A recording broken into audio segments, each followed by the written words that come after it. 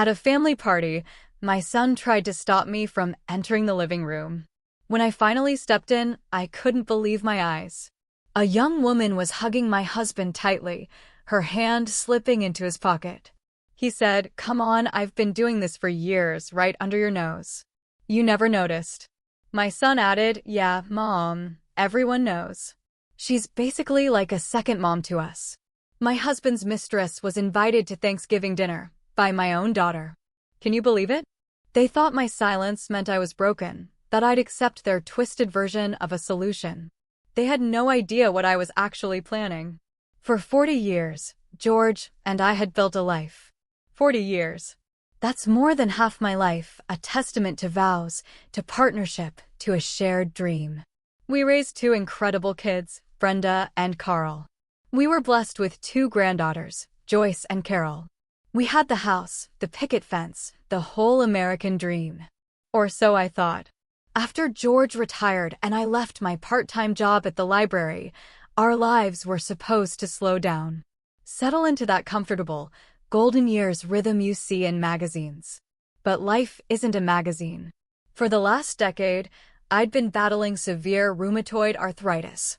Some days were better. I could tend my garden, go to book club, cook George's favorite pot roast. But on bad days, just holding a coffee mug felt like gripping broken glass.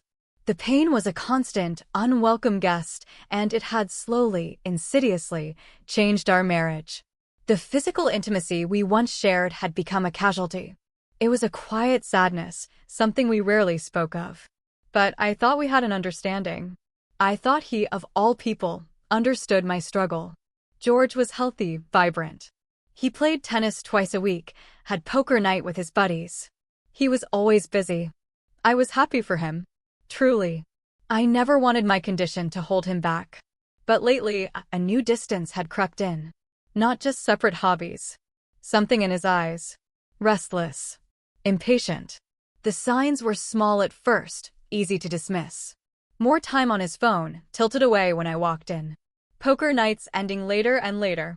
Sometimes, he'd come home smelling faintly of a perfume that wasn't mine. When I'd ask, he'd wave a dismissive hand.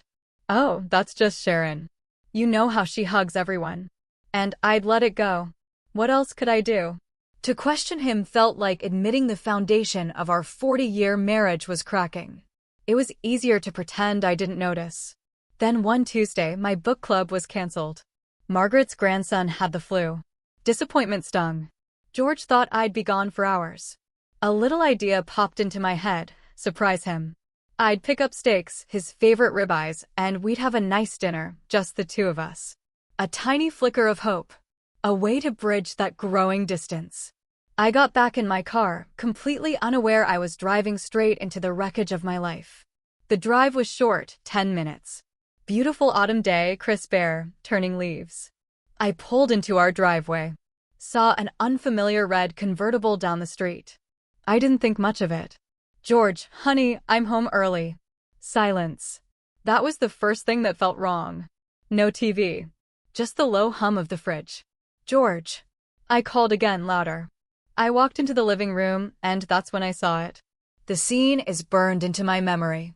George was by the fireplace, his hands on her waist. A young woman, maybe 30, long blonde hair, tight dress. He was leaning in to kiss her. They froze. She spun around, eyes wide with panic. George just stared at me. No shock. No guilt. Just pure, unadulterated annoyance. As if I were the one who had done something wrong by existing in my own home. My purse slipped from my fingers, hitting the floor with a dull thud. Silence. Deafening. I looked from George to the stranger and back to George. My mind scrambled. I should go, the woman stammered, grabbing her purse. "Yes," I said. My voice a hoarse whisper I didn't recognize. "You should." She scurried past me, fumbled with the door, and then I heard the roar of that little red convertible fading down the street. And then it was just us. "George," I began, my voice trembling. "Who is that?" He sighed, a heavy, put-upon sound, running a hand through his hair. He wouldn't even look at me. He walked to the bar cart, poured a whiskey. "Her name is Sandra." "Sandra." The name felt foreign, ugly in my mouth. And what was Sandra doing here, George? In our home. He finally turned, swirling the amber liquid. The look on his face was one I'd never seen. Cold. Defiant. Come on, Helen. Don't play dumb. You know what she was doing here. The sheer audacity of it stole my breath. I know. I choked out. I don't know anything. I come home to find you with another woman, and you expect me to what? Understand. Maybe you should, he snapped, his voice rising. Maybe you should try to understand what it's like for me. You think this is easy living like this? We're roommates, Helen. We haven't been husband and wife for years. Every word was a physical blow. He was using my illness, the pain I endured daily, as an excuse. A justification for betraying me, for bringing another woman into our sanctuary. So this is the solution? I cried, tears streaming. Instead of talking to me, instead of being my partner, you go out and find her? She makes me feel alive, Helen, he shouted. She's fun. She's not tired all the time. She doesn't complain about her aches and pains. The cruelty was breathtaking. A sudden hot flash of rage burned away my tears. Get out, I whispered. What? Get out. I repeated, my voice now dangerously calm. I don't want you in this house tonight. Go stay with a friend. Go stay with Sandra. I don't care. Just get out of my sight. He stared at me, jaw tight. He expected me to crumble, to beg. He didn't expect this. Without another word, he slammed his glass down, grabbed his keys, and walked out, slamming the door.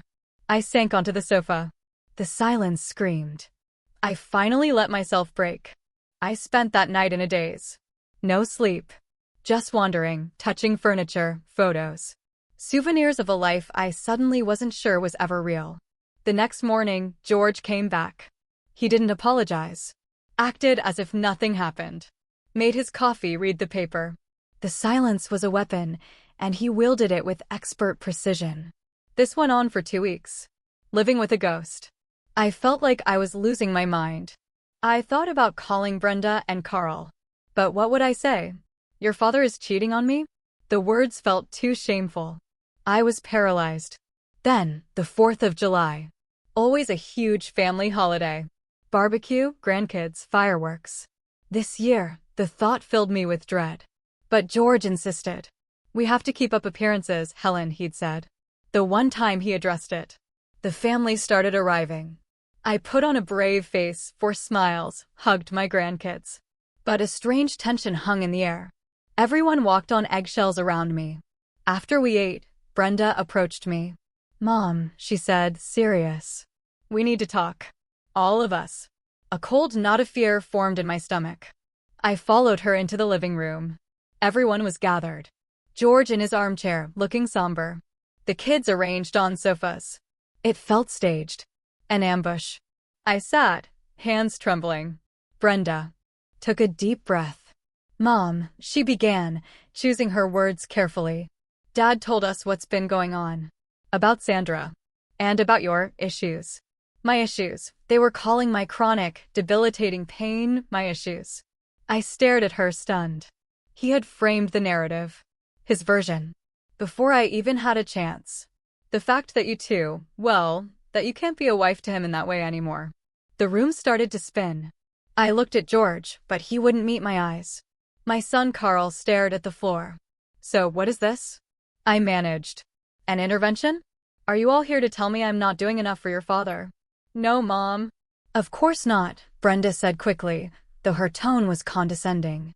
We're just saying you have to be realistic. Dad has needs. And if you can't meet them, isn't it better that he finds a discreet way to take care of them instead of, getting a divorce and destroying the family? I couldn't believe what I was hearing. I looked around, searching for an ally. For just one person who saw the insanity. So, you all agree with this? You think it's okay for your father to have an affair? Brenda sighed. We're not saying it's okay, Mom. We're just saying it's a practical solution. It doesn't have to affect anyone. He gets what he needs, and the family stays together. It's better for everyone. I turned to Carl. You agree with this? He finally looked up, his face unreadable. It'll help Dad, Mom, he said quietly. He's been miserable. Janice, my daughter-in-law, looked deeply uncomfortable. As long as he's discreet, she mumbled, wringing her hands. My last hope was my granddaughters. Joyce and Carol. Teenagers. A different generation. Maybe they would see it. What about you girls? I pleaded. Joyce, the eldest, exchanged a look with her mother, who gave a slight nod. Well, Grandma, she said hesitantly. A lot of our friends' parents have open relationships. They say it's not a big deal. It's just sex, right? It's just sex, the words echoed in the silent room. My own family. My children and grandchildren, sitting here, telling me to accept my husband's infidelity as a matter of practicality. They had sided with him, chosen his desires over my dignity. In that moment, I had never felt so utterly alone, so completely betrayed. I felt like an old piece of furniture, kept around for sentiment, but no longer useful. I stood up, my legs shaky. I see, I said, my voice flat. The majority rules. He'll get what he wants. I turned to leave, to escape their pitying, judgmental eyes. As I reached the doorway, George called my name. Helen. For a foolish, hopeful second, I thought he might reconsider. See the monstrous thing he had done. I turned back. He looked at me serious. Can I tell Sandra you were just joking about calling the police? It really scared her. The last bit of my heart shattered. I didn't answer. I just walked out the back door, into the yard. A few minutes later, I heard cheering from the living room. I glanced through the window. My family, hugging George, slapping him on the back, celebrating their victory, celebrating the successful negotiation of my surrender. And through the window, I saw my husband, my partner of 40 years, already pulling out his phone, a smile spreading across his face as he called his mistress to tell her the good news. After that day, a new and terrible kind of normal settled over our house.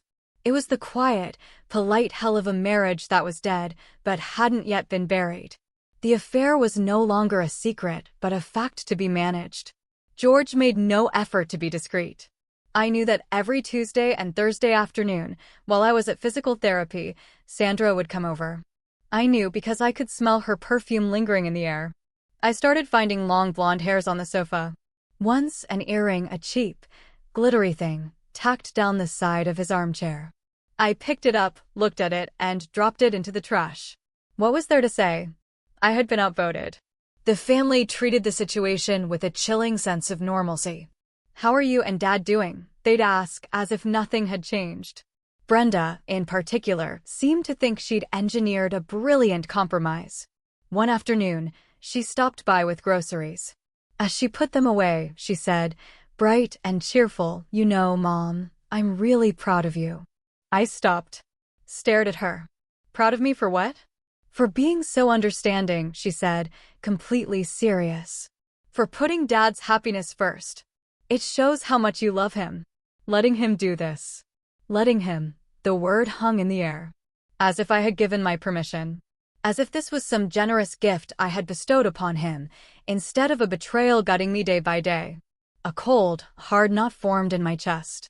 Brenda, I said, my voice low and steady. This is the last time we will ever speak of this. Ever. Do you understand me? She was taken aback by my tone, but nodded. Of course, Mom. I get it. It's hard to forget if people keep bringing it up. She had no idea. She thought my problem was a matter of forgetfulness, not a wound festering in the heart of our family. I began to withdraw, not just from George, but from everyone. I became an observer in my own life. I cooked. I cleaned. I went to appointments. I built a wall around myself, brick by painful brick. On weekends, George was home. We'd have dinner, talking about meaningless things. He'd try to be affectionate sometimes, a hand on my shoulder, a compliment. It was all a performance, to soothe his conscience. I rarely reciprocated. The well of affection had run dry. To cope, I started spending entire days away from the house. Saturdays especially. I told George the first was going to a new art class or volunteering. In reality, I would just drive. For hours. No destination. I'd find a quiet diner in a small town I'd never seen, sit for hours with coffee, watching people live ordinary lives. I'd go to the movies, back-to-back films, losing myself in other people's stories because my own had become unbearable. These long absences didn't seem to bother George. In fact, he seemed to prefer it. It gave him an empty house, a free schedule. I knew what was happening while I was gone. The house was his. The bed was his. Sandra was with him. The thought was a constant, dull ache. But a strange thing began to happen during those long, lonely drives. The pain slowly started to curdle into something else. Something colder. Sharper. It was resolve. I realized they all saw me as a weak, frail old woman who had no choice but to accept her fate. They thought my silence was surrender. They were wrong. My silence was me planning. My silence was me biding my time. My silence was me getting ready for war. The months crawled by. The vibrant colors of fall bled into the gray chill of winter. Our house, once filled with warmth, now felt like a cold, empty museum. George and I were polite strangers, coexisting in entirely different worlds. He had his life, which now included not just Tuesday and Thursday afternoons, but dinner dates and outings with Sandra. My life, appointments, lonely drives, and my secret planning. My lawyer, a sharp woman named Ms. Albright, had been very clear. Helen, she'd said, we need to be meticulous. Document everything. Move slowly and quietly. So I did. I started gathering financial statements, deeds, investment portfolio reports. George had always handled the finances, but I was a quick study. I spent hours at the library learning about asset division and divorce law. The quiet librarian was becoming a financial strategist. Spring arrived, and with it, Mother's Day. Our family tradition. Kids took me to a fancy French restaurant. George didn't come, nor did I go to his Father's Day. It worked. This year, though, a dark suspicion took root. After Thanksgiving, I couldn't shake the feeling that George would see my absence as an opportunity. The day before Mother's Day, Brenda called to confirm. We'll pick you up at 11, Mom. Can't wait, she chirped. Actually, honey, I said, forcing a weak, wavering tone into my voice. I don't think I'm up for it this year. My arthritis is acting up terribly. You all go ahead and have a wonderful time without me. Just give me a call later. A pause. Oh, okay, Mom, Brenda said, a little too quickly. If you're sure. We'll miss you. I knew she was lying. My absence wasn't a disappointment. It was a convenience. On Mother's Day morning, I watched from my bedroom window as Brenda's minivan pulled up, followed by Carl and Janice's car. They all went inside to pick up George. Minutes later, they emerged, laughing, piling into cars, heading to the restaurant. I waited 20 minutes. Then I got into my own car. I didn't dress up. Just slacks and a blouse. I drove to the French restaurant. I didn't plan on going inside. I just needed to know. I parked across the street where I had a clear view. I watched my family arrive. Carl opened the door for Brenda. George was laughing, looking happier than I'd seen him in years. Then another car pulled in. A sporty little red convertible. My breath caught. Sandra got out. A pretty floral dress. She walked over to my family, and Brenda gave her a hug. A warm, welcoming hug. Frank smiled and nodded. George put his arm around her waist and kissed her on the cheek. And then, together, my entire family, with my husband's mistress in tow, walked into the restaurant to celebrate Mother's Day without me. I sat in my car, hands gripping the steering wheel so tightly my knuckles were white. The pain in my joints was nothing compared to the pain in my heart. But this pain was different. Not the gut-wrenching grief. Not the humiliated despair. This was a cold, clarifying rage. This was the final betrayal. This was them, all of them, erasing me. They hadn't just replaced me in my husband's bed. They were replacing me at the family table. Any lingering shred of doubt, any thought that maybe this could be fixed, that my family could be saved, vanished. It was over. All of it. I didn't cry. I simply put the car in drive and drove away.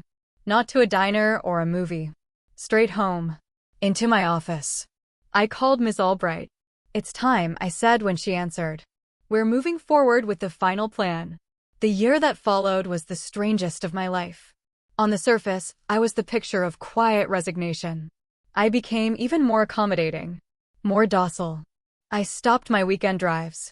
I started asking George about his day, feigning interest in his tennis and poker. I played the part of the beautiful, if distant, wife. They all bought it. They saw my change in behavior as final acceptance, the last stage of my surrender. Brenda even commented, "It's so good to hear you sounding like your old self again, Mom." They had no idea my old self was gone forever, replaced by a woman they didn't know at all. My compliance was a smokescreen. Behind it, I worked with methodical, silent fury. My life became a series of secret appointments and covert operations. Every other week, I'd tell George the first was going to a new water aerobics class. Instead, I'd drive to Ms. Albright's office. We pored over 40 years of financial records. George had been clever. Many valuable assets, investment portfolios, retirement accounts, were structured to give him primary control. "He's counting on you not knowing how to touch this," Ms. Albright said, tapping a thick file. "He's underestimating you." "We'll use that." We began the painstaking process of untangling our financial lives.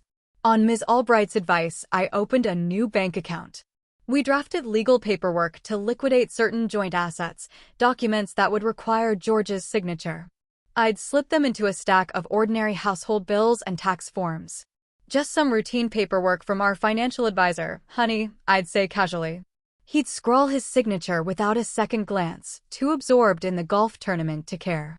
Each signature was a small victory, another brick in the foundation of my new life.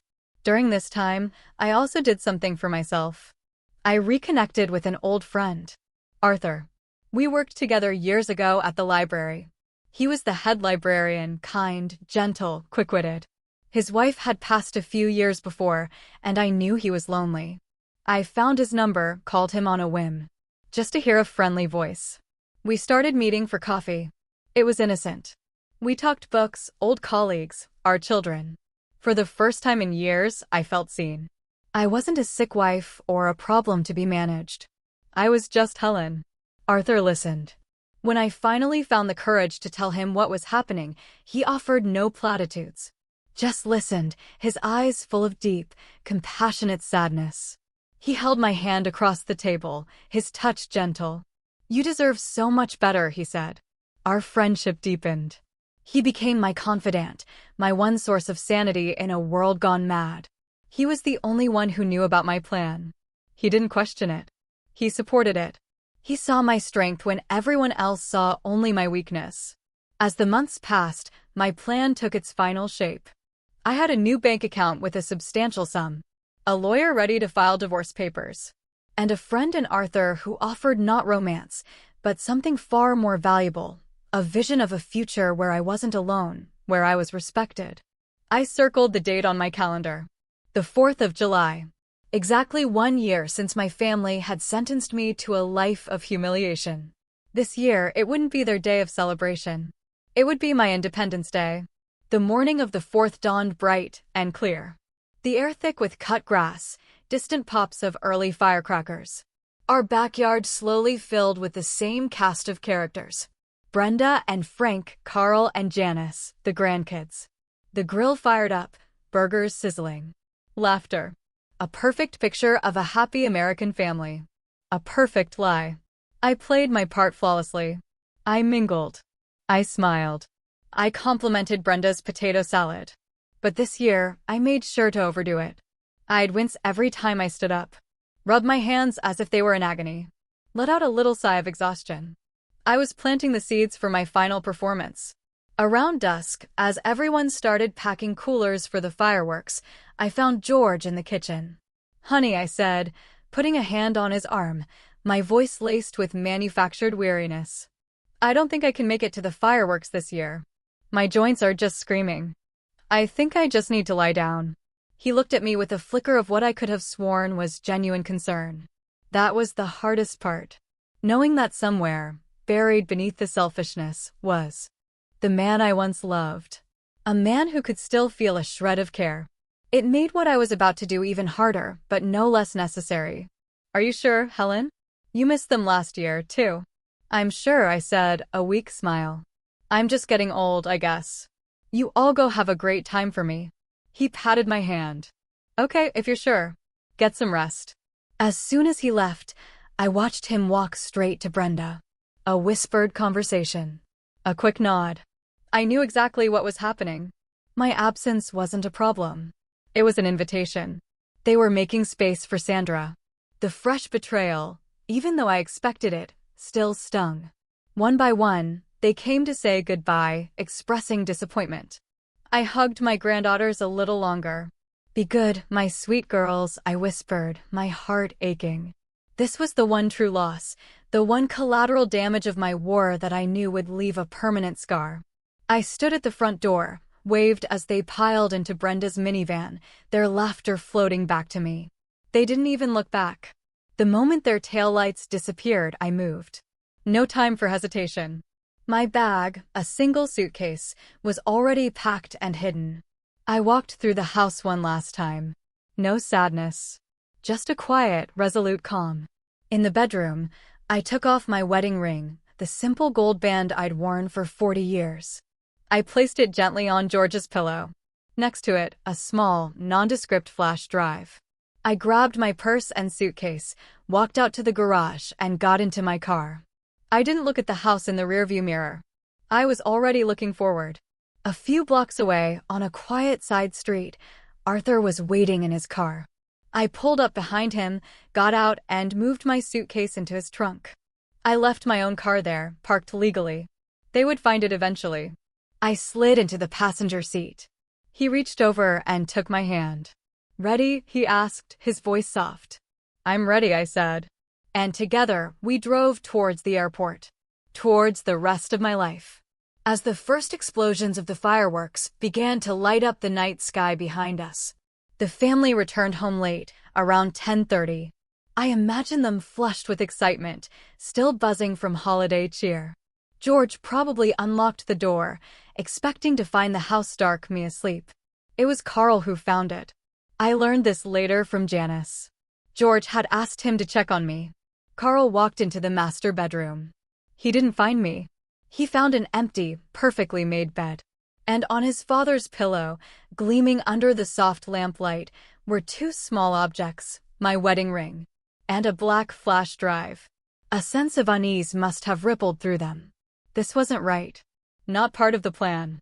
They all gathered in the living room, a confused, anxious huddle. Frank, being the most tech-savvy, took the flash drive, plugged it into his laptop. A single video file appeared. He double-clicked. The screen was black for a moment, then my face appeared. I was in a room they didn't recognize, sitting in a comfortable chair.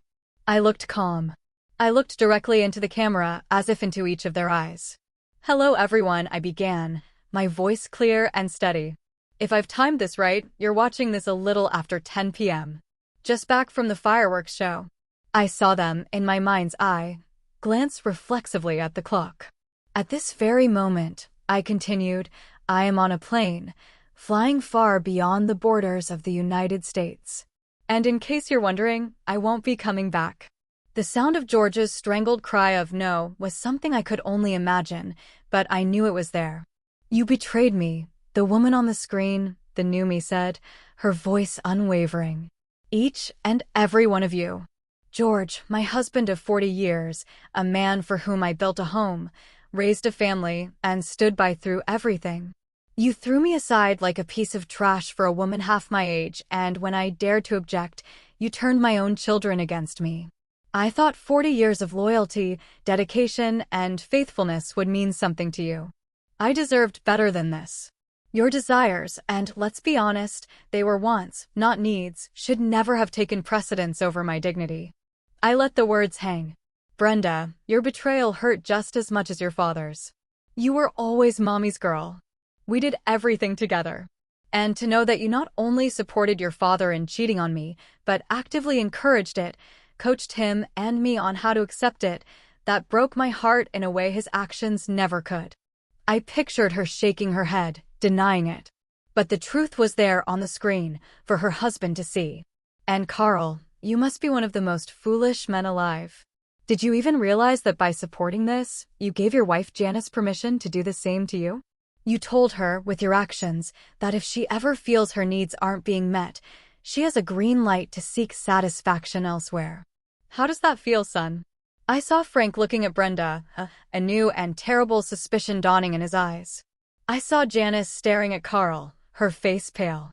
I wasn't just leaving. I was planting seeds of doubt that would grow in the poisoned soil of their betrayal. The family they fought so hard to keep together was already starting to crumble. The video continued, my on-screen self pausing to let the weight of my words sink in. The atmosphere in that living room must have been thick with shock and dawning horror. But I wasn't finished. The emotional blows were just the prelude to the main event. I could not stay in a marriage where I was disrespected weekly, I said, my voice turning colder, more businesslike. And I certainly wasn't going to stick around when I found out it was happening multiple times a week. Oh yes, George. You weren't nearly as discreet as you thought. Inviting her to Mother's Day, that was a special kind of tasteless. I should also mention the financial situation I've left you with. For 40 years, I put this family first. I managed the household, raised the children, and supported George's career, allowing him to accumulate our wealth. I decided it's time for me to be compensated for my contributions. I leaned forward slightly. George, I've left you the house. As you know, it's fully paid off and worth a considerable amount. My lawyer, Ms. Albright, will be in touch to help you with the sale should you choose to. I also left you $400,000 in the checking account. I calculated that comes out to $10,000 for every good year you gave me. Unfortunately, there haven't been any good years recently. I let that sink in. A generous settlement by any standard, but it was what came next that would change everything for them. As for the rest of our assets, I said, my voice dropping slightly, our investment portfolios, our retirement funds, our savings.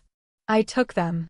With the help of my lawyer, I have secured my half of the marital assets and then some as compensation for emotional distress and breach of trust. After everything is settled, I'll be sitting on a portfolio worth nearly 8 figures. I'll be just fine, though I doubt any of you truly care. The silence in the room must have been absolute. The money.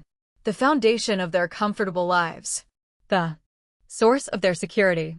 The future inheritance they all took for granted. It was gone. Oh, I added, a small, knowing smile playing on my lips. And if you're worried I'll spend my golden years alone, don't be. I already have a companion, and he's sitting right next to me on this plane. I turned slightly off camera. Arthur, would you say hello? A man's face appeared in the frame. It was Arthur. Distinguished, kind, with warm eyes. He smiled gently. Hello, he said, calm and pleasant. I'm Arthur. I'll be helping Helen spend what could have been your inheritance. He gave a little wave. I turned back to the camera. George, you probably don't remember Arthur, but you've met him several times at library fundraisers. We worked together for over 20 years. He took early retirement to join me at my new home. We've been close friends all this time, and we've been keeping each other company for the past several months, ever since I told him what my husband was doing. And the best part? Arthur's needs are simple. Just affection, respect, and good conversation. I'm looking forward to it. I looked directly into the camera one last time, my gaze holding George's through the screen. I loved you, George. I loved you from the day we met. I looked forward to growing old with you. I am so disappointed that your physical desires ruined that for us. For me. For your sake, I hope it was worth it. Goodbye. And the screen went black. That was the moment. The moment the screen went black, and I knew that in that living room miles away, my old life had officially ended. My new life, sitting on that plane next to a good man, was just beginning. The weeks that followed my departure were, as I later learned from Janice, pure chaos. The video had detonated like a bomb in the middle of their comfortable lives, and the fallout was devastating. George, stripped of his wife and the bulk of his fortune in one fell swoop, crumbled. He was a man adrift, lost in a sea of his own making. He called my phone incessantly for days, leaving dozens of voicemails swinging wildly between rage, disbelief, and pathetic, pleading apologies. I never listened to them. Arthur deleted them for me. The biggest explosion, however, happened in Brenda's marriage. My words in the video had been a direct hit on the fragile trust between her and Frank. He couldn't look at her without seeing her mother's warning. You gave him a free pass. The accusation hung between them, poisoning the air. They fought constantly. Frank became suspicious and withdrawn. Brenda, faced with the potential loss of her own marriage, became frantic. The practical solution she had so confidently prescribed for my marriage suddenly didn't seem so practical anymore. Carl and Janice were quieter, but the damage was there, too. Janice, who had always been the most hesitant, withdrew from the family. She was pregnant with their first child, my first grandchild, and she wanted no part of the toxicity. She told Carl that until he could understand the profound disrespect they had shown me, she needed space. They were all fractured, broken pieces of a family that had once been whole. They had sacrificed my dignity on the altar of George's desires, and now they were paying the price. About 3 weeks after I left, I decided to make one phone call. I didn't call Brenda or Carl. I called Janice. I knew she was the only one who might have a conscience left. She answered on the first ring, her voice cautious. "Hello, Janice." "It's Helen," I said quietly. A sharp intake of breath. "Oh, Helen. Oh my God. How are you? Where are you?" "I'm fine, honey. I'm safe and I'm okay. But I can't tell you where I am right now. How are you?" I'm okay," she said, her voice wavering. "Dad, George isn't doing well and Brenda and Frank are having serious problems." She paused. "Helen, I have to tell you, I'm so sorry. I knew it was wrong from the beginning. I should have spoken up. I was new to the family. I was scared. It's no excuse. But I'm so sorry." "I know, Janice," I said, and I meant it. I could see it in your eyes that day. "You're forgiven." She started to cry softly. "Thank you. That means so much. Especially because I want both grandmothers in my baby's life. I'm pregnant, Helen." The news was a ray of sunshine breaking through the storm clouds. A baby. A new beginning. "Oh, honey," I said, my own voice thick with emotion. "That's wonderful news. Congratulations." We talked for a while longer. She told me more about the fallout, the arguments, the tears. Before we hung up, I made a request. "Janice," I said, "I think I'm ready to talk to them. All of them. Can you arrange a phone call for tomorrow night? But on one condition. Sandra is not to be there." "Of course, Helen," she said without hesitation. "They'll be there." The next evening, I sat with Arthur in the living room of our new home, a small, beautiful house overlooking the ocean. The phone was on speaker. The call connected to the living room where my former family was gathered. "Hi, Mom." "Everyone's here." Janice's voice came through, a little shaky. "Thank you, Janice," I said calmly. "Just so you all know, Arthur's with me. I want this to be a polite conversation, not an argument. Does everyone agree?" A chorus of mumbled agreements came through the speaker. "Good," I began. I wanted to wait until some time had passed before we spoke. I paused, then addressed my son. "Carl, congratulations on the baby." "I mean that." "Thanks, Mom," he said, his voice subdued. "I'll try to be the kind of father you taught me to be. The best thing you can do for your children is to love their mother," I said gently. "Remember that." Then it was George's turn. "Helen. Honey, please." He began, his voice cracking. "Please come back. We can fix this. I'll end it with Sandra." "I swear, if you had just told me you were really going to leave, I did tell you." "George," I interrupted, my voice firm but not unkind. "I told you I wouldn't accept this, but you didn't listen. You chose your affair over our marriage. You invited her into our family. There is no fixing this. From the moment you chose her over me, our marriage was over. I'm so sorry, but it's done." I could hear him start to sob, a broken, helpless sound. "What about your commitment to me?" he choked out. "You made that commitment first." "Yes, I did," I replied. "And I would still be honoring it if you hadn't broken yours. When you did that, you freed me from my commitment. And you gave me the chance to make a new one, which I have with Arthur. There is no turning back." A heavy silence fell, broken only by George's weeping. Then Brenda spoke up, her voice cold with anger. "Nice, Mom. Did you call just to hurt Dad more?" All because your ego couldn't handle another woman making him feel good. Is that really how you see it, Brenda? I asked calmly. Let me ask your husband a question. Frank, how's your ego?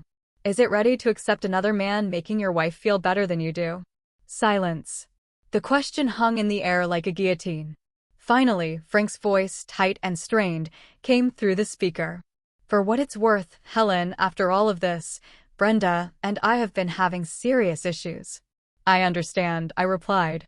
But let me tell you both this. Fight for your marriage. You love each other, but you started taking that for granted. Let this be a wake-up call, not the end. Remember, you're a team.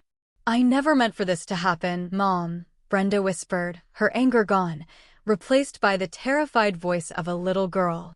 I'm scared. I know, I said softly. But you can fix this. Put the time you used to spend managing my marriage back into your own. You're his partner, Brenda, not his boss. Be honest with him. That's all you can do. There was another long silence. The call had run its course. The things that needed to be said had been said. It's too late for us, honey, I said, my voice gentle. A final farewell to my daughter. But it's not too late for you. I let Arthur disconnect the call. I leaned back in my chair and looked out the large window at the ocean, the waves rolling in and out, steady and eternal. The sun was setting, painting the sky in shades of orange and pink. It was beautiful. A chapter of my life, a long and painful one, was finally, truly over. And for the first time in a very long time, I felt something I thought I had lost forever. I felt peace. Thank you. Thank you for listening to my story. It wasn't easy to tell, but it was important. My journey taught me that even when you feel utterly broken, you still hold the power to reclaim your dignity. What about you? Have you ever had a moment where you realized your silence was actually your strength? Or faced a betrayal that forced you to completely rebuild? Tell me what you think in the comments below. I really want to know your stories. Please take care of yourselves, and know that no matter how dark it gets, there is always a new sunrise waiting. Goodbye for now.